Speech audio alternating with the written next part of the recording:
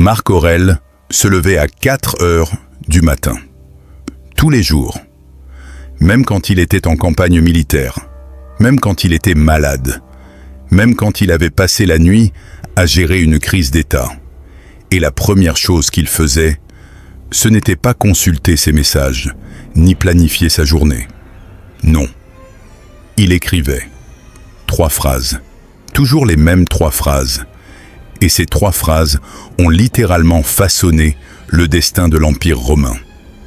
Dans les 17 prochaines minutes, tu vas découvrir ces 3 phrases et 9 autres habitudes que les stoïciens pratiquaient religieusement. Des rituels testés pendant 2000 ans qui transforment des intentions vagues en résultats concrets. Parce que voici la vérité brutale que personne ne veut entendre.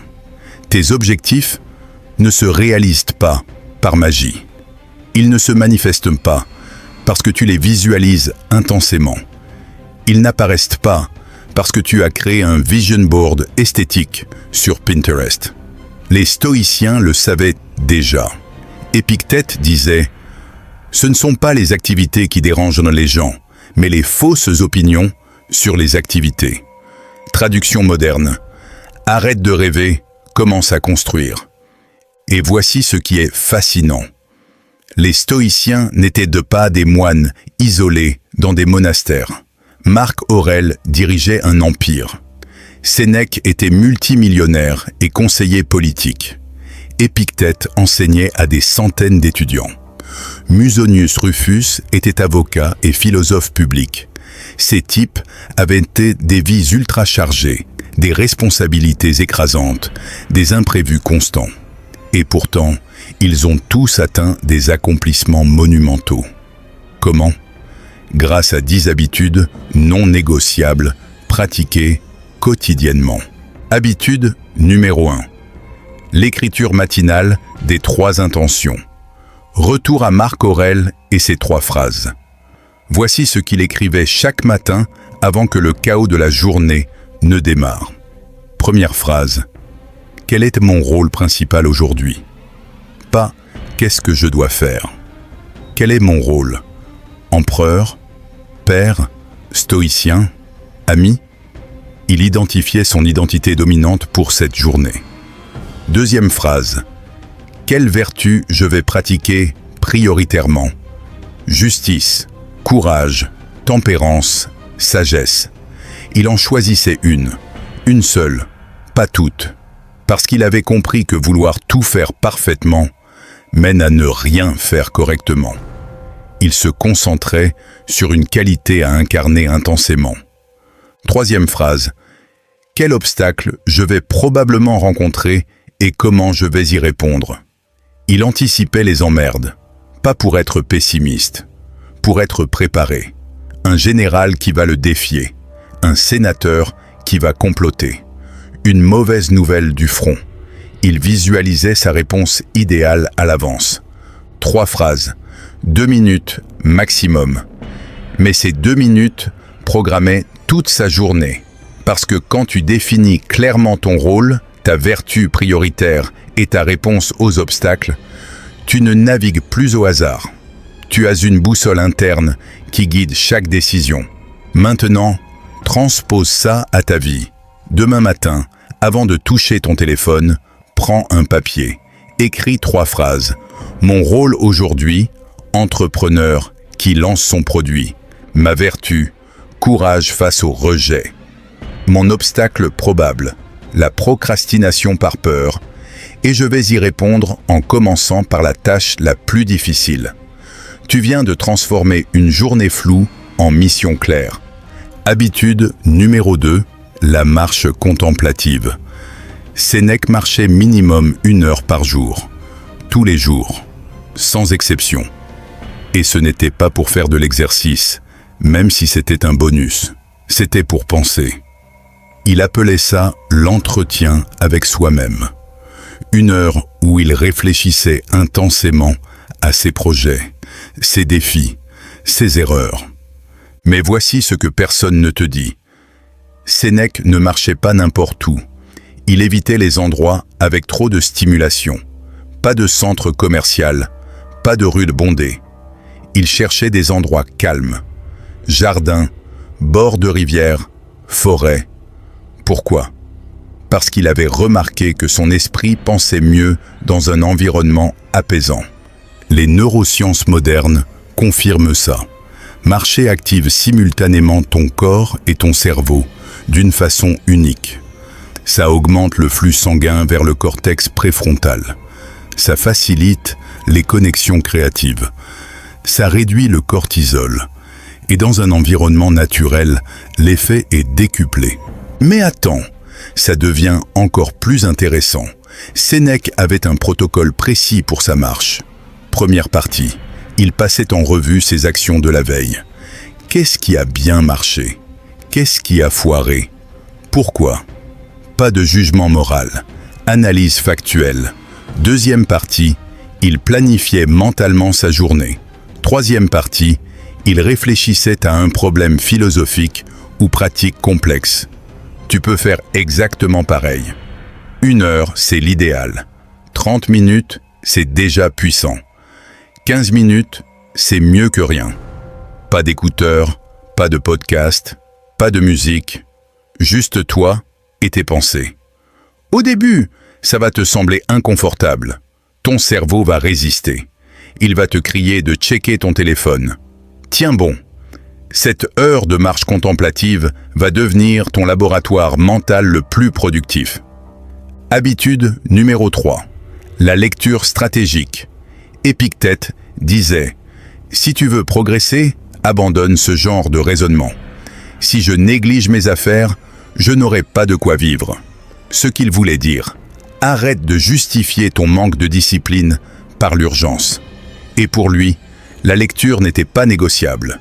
1 heure minimum par jour, mais pas n'importe quelle lecture. Lecture stratégique.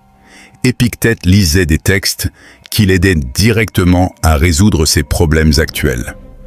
Tu galères avec la procrastination ? Lis sur la discipline. Tu as du mal à gérer ton équipe ? Lis sur le leadership.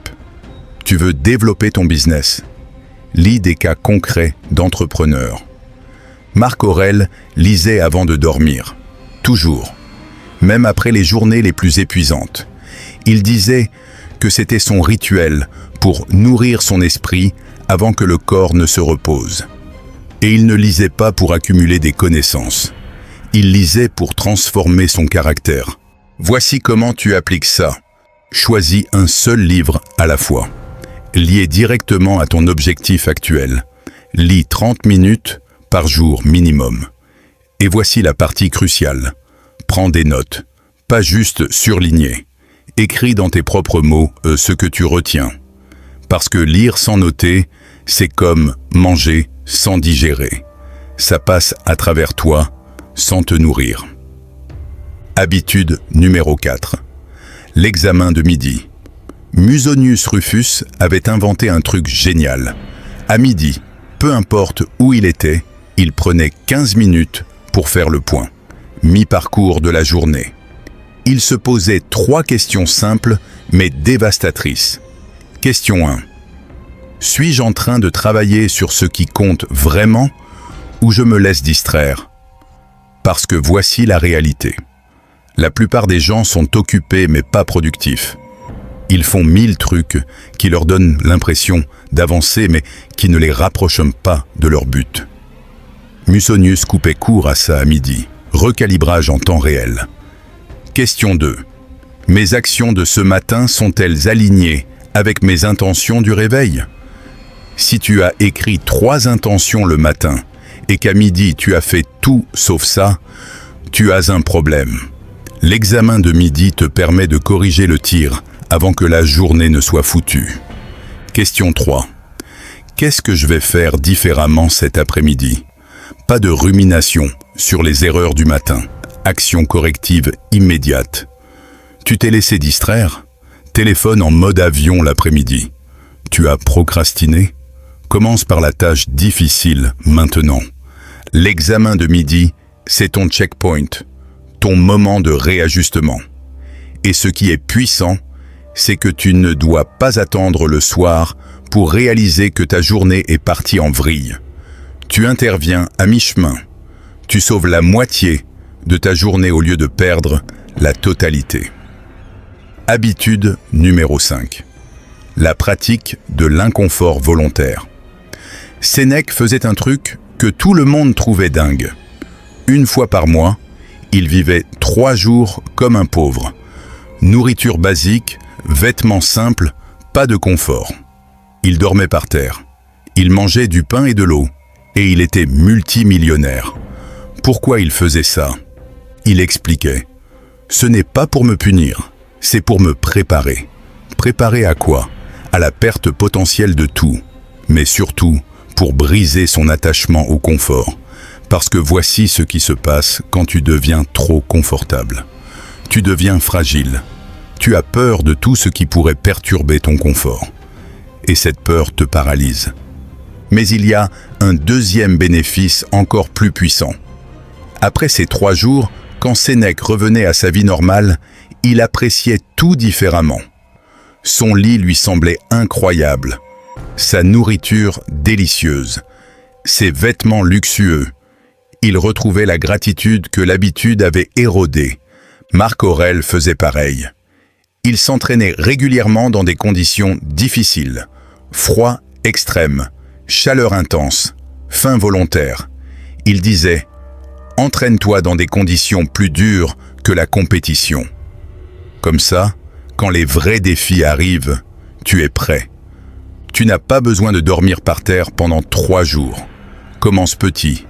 Douche froide pendant 2 minutes. Jeûne de 16 heures, 1 fois par semaine. Laisse ton téléphone à la maison pendant 1 journée. L'idée, c'est de sortir volontairement de ta zone de confort avant que la vie ne t'y force. Parce qu'elle va le faire. Et mieux vaut être prêt. Habitude numéro 6. Le travail profond en bloc.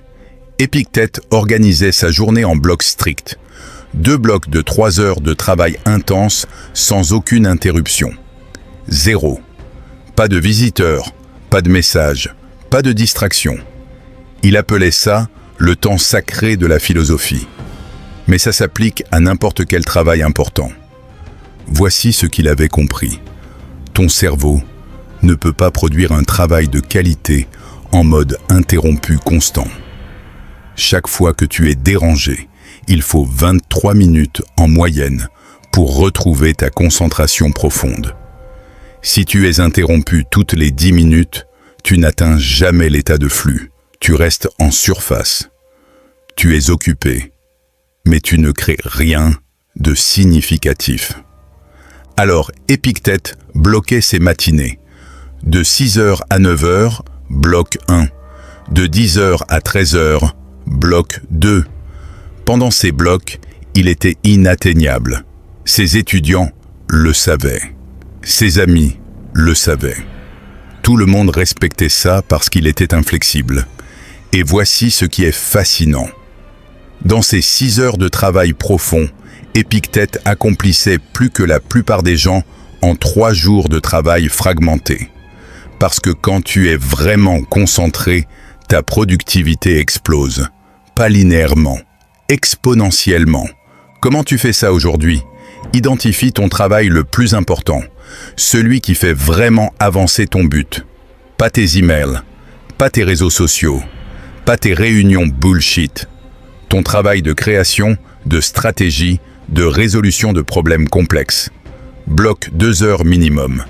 Téléphone en mode avion, notification coupée, porte fermée. Et tu travailles. Juste ça, rien d'autre. Tu vas être choqué de ce que tu peux accomplir. Habitude numéro 7. La conversation philosophique. Sénèque avait un cercle rapproché de 5 personnes. 5. Pas 100 amis superficiels. 5 personnes avec qui il avait des conversations profondes régulièrement. Il les appelait son conseil personnel. Et il les consultait pour tout. Mais ce n'était pas juste des yes-men qui lui disaient ce qu'il voulait entendre. C'étaient des gens qui le challengeaient, qui pointaient ses angles morts, qui lui disaient des vérités inconfortables. Sénèque écrivait « Les flatteurs sont les ennemis du progrès. Cherche des amis qui te diront tes erreurs en face. » Marc Aurèle avait pareil. Son maître stoïcien, Junius Rusticus, n'hésitait pas à critiquer l'empereur. Et Marc Aurèle l'écoutait. Il cherchait activement le feedback brutal parce qu'il savait que c'était le seul moyen d'améliorer son jugement. Aujourd'hui, tu as probablement des centaines de connexions en ligne. Mais combien de personnes qui te challengent vraiment, qui voient tes projets et te disent « C'est pas assez bon, tu peux mieux faire ». Probablement très peu, parce que tout le monde veut être gentil et encourageant. Mais voici ce que les stoïciens savaient. L'encouragement sans feedback constructif, c'est du sucre. Ça fait du bien, sur le moment, mais ça ne te nourrit pas. Ce dont tu as besoin, c'est de protéines. Du feedback difficile à digérer, mais qui te fait grandir. Alors trouve ton conseil personnel. 3 à 5 personnes qui connaissent ton domaine, qui ont accompli ce que tu veux accomplir, qui ne vont pas te ménager, et consulte-les régulièrement, 1 fois par semaine minimum pour un échange profond. Pas des textos superficiels. Une vraie conversation de 30 minutes à 1 heure. Habitude numéro 8. La visualisation négative du soir. On a déjà parlé de la préméditation des mots de Sénèque le matin. Mais Marc Aurèle faisait une version différente le soir. Juste avant de dormir, il visualisait tout ce qu'il pourrait perdre. Sa santé, sa position, ses proches, sa vie. Ça semble morbide, mais voici pourquoi c'est puissant. Quand tu visualises la perte, 2 choses se passent. 1. Tu réalises que rien n'est permanent. Tout ce que tu as est temporaire. Donc tu arrêtes de tenir ça pour acquis. Tu apprécies plus. 2. Tu te prépares mentalement. Quand la perte arrive vraiment, tu n'es pas détruit. Tu es triste, bien sûr, mais pas anéanti. Mais il y a un 3e effet que Marc Aurèle cherchait activement. La visualisation négative le forçait à se demander « Si je perdais tout demain, est-ce que j'aurais des regrets sur comment j'ai vécu aujourd'hui ?» Et si la réponse était oui, il changeait ses actions le lendemain. C'est un test de vérité brutale. Tu veux lancer cette entreprise ? Imagine que tu découvres demain que tu n'as plus qu'1 an à vivre. Est-ce que tu regretterais de ne pas l'avoir lancée ? Si oui, pourquoi tu attends ? Tu veux quitter ce job qui te détruit ? Imagine-toi dans 10 ans toujours au même endroit.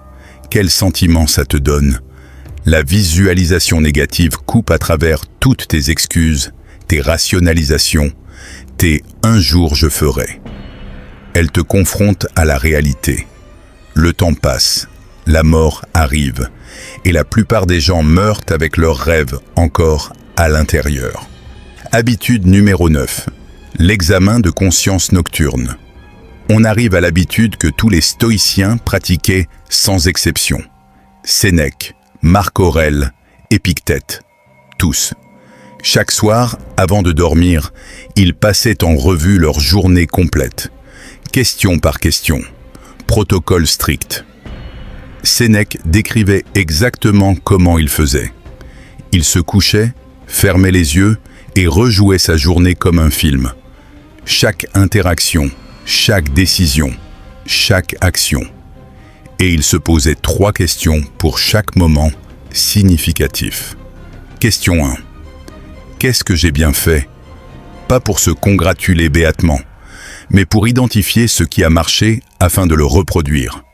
Tu as eu une conversation difficile et tu as gardé ton calme ?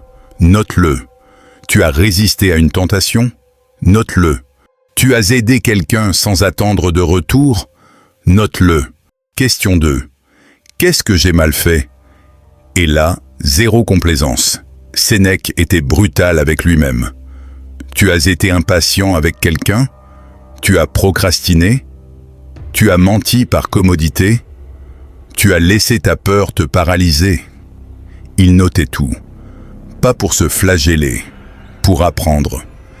Question 3. Qu'est-ce que je vais faire différemment demain? C'est la partie cruciale. L'examen sans action corrective est inutile. Pour chaque erreur identifiée, il créait un plan d'action spécifique. Pas « je vais faire mieux ». Mais demain, quand cette situation se présente, je vais faire X au lieu de Y. Marc Aurèle écrivait son examen. On a ses notes. Tu peux littéralement lire l'empereur de Rome se reprocher d'avoir été irritable avec un serviteur ou d'avoir perdu du temps sur des trivialités. C'est incroyablement humanisant. Et ça montre que même au sommet du pouvoir, l'auto-amélioration reste un combat quotidien. Cet examen prend 15 minutes maximum. Mais ces 15 minutes sont probablement les plus importantes de ta journée. Parce que sans feedback, tu ne progresses pas. Tu répètes les mêmes erreurs. Tu stagnes. L'examen nocturne est ton système de feedback personnel, ton miroir impitoyable. Et habitude numéro 10, le service désintéressé. Voici quelque chose que personne ne t'a jamais dit sur les stoïciens. Ils étaient obsédés par l'utilité sociale, pas juste leur propre développement. Mais comment ils pouvaient servir la communauté? Marc Aurèle écrivait « Ce pourquoi tu es fait, c'est ce que tu dois faire ». Et pour lui, il était fait pour servir. Empereur, servir l'empire. Philosophe, servir la vérité. Humain, servir les autres humains. Cette hiérarchie était claire. Et chaque jour, il cherchait activement comment être utile. Épictète enseignait que ton caractère se forge dans le service, pas dans la contemplation isolée. Il disait à ses étudiants « Tu veux devenir patient? Va travailler avec des gens difficiles. Tu veux développer la générosité? Donne régulièrement. Tu veux cultiver le courage? Affronte des situations qui te font peur. » Mais voici ce qui est fascinant. Les stoïciens ne voyaient pas le service comme un sacrifice. Ils le voyaient comme un investissement dans leur propre développement. Parce que quand tu aides quelqu'un, tu pratiques des vertus, empathie, générosité, patience. Et ces vertus te rendent plus fort. Alors chaque jour, trouve une façon de servir. Ça ne doit pas être grandiose. Ça peut être minuscule. Aider un collègue sur un projet. Répondre généreusement à un DM de quelqu'un qui te demande conseil. Donner ton siège dans le métro. Laisser passer quelqu'un dans les embouteillages. Ces petits actes accumulent et transforment ton caractère. Maintenant, voici la vérité que tu dois entendre. Ces 10 habitudes, tu ne vas probablement pas toutes les implémenter demain. Si tu essayes, tu vas t'écrouler sous le poids. Ça va devenir écrasant. Tu vas tenir 3 jours et abandonner. Les stoïciens le savaient. Épictète conseillait « Commence par ce qui est facile, puis progresse vers ce qui est plus difficile. » Alors voici comment tu fais. Choisis une seule habitude, celle qui résonne le plus avec ton besoin actuel. Tu manques de clarté?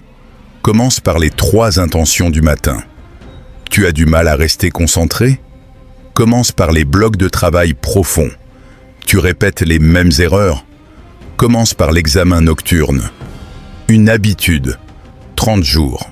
Tu la pratiques sans négocier. Même quand tu es fatigué.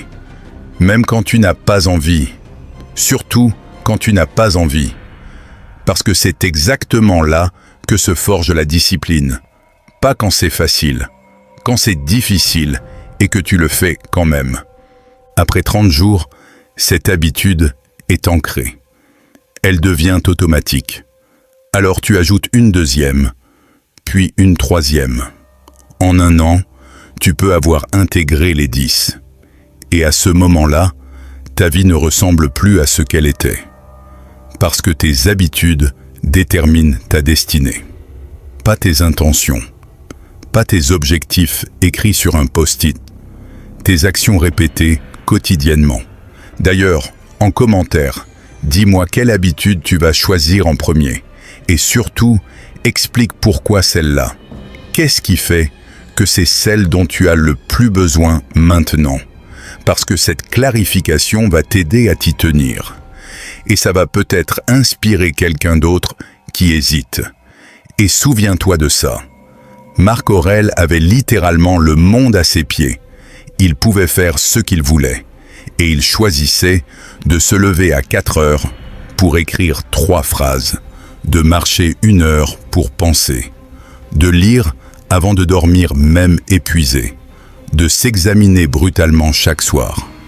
Pas parce qu'il y était obligé, parce qu'il savait que ses habitudes étaient le prix de la grandeur.